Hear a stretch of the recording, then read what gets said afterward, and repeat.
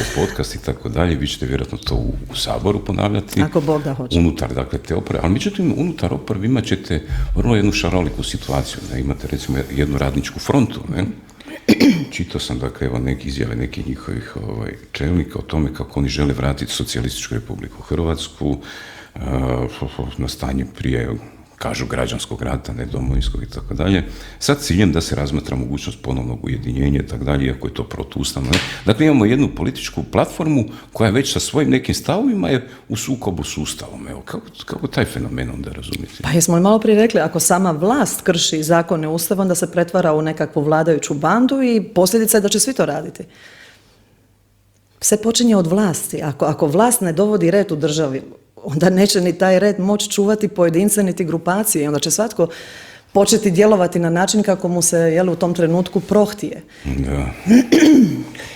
Imamo primjere iz prakse drugih država koje su uvele red u svoju državu i jako lijepo profitiraju, ne samo u ovom duhovnom smislu, nego prije svega u gospodarskom. Ja sam kroz cijelu, ne samo ja, gadim se o te riječi ja, mnogi zastupnici danas, hvala Bogu, izabrani u Sabor, su se tijekom kampanje pozivali i izazivali lustraciju. I to ne iz razloga nekih ideoloških. Ma kakvi? Pa dokazano je da provedba lustracije u tranzicijskim zemljama eksponencijalni gospodarski rast stvara. Nije to slučajno. Dakle, to su te nekakve smjernice koje su strane ljudima poput ovih, recimo što ste rekli, primjere te šarolike oporbe.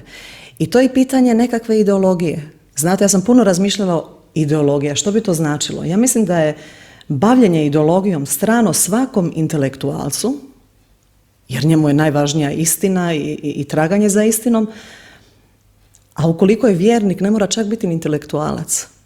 Svi vjernici su po defaultu apsolutno cijepljeni od bilo kakve zainteresiranosti za bilo kakvom ideologijom. To se kosi sa samim pojmom ljubljenja i življenja vjere. Ljubljenja Boga i življenja vjere.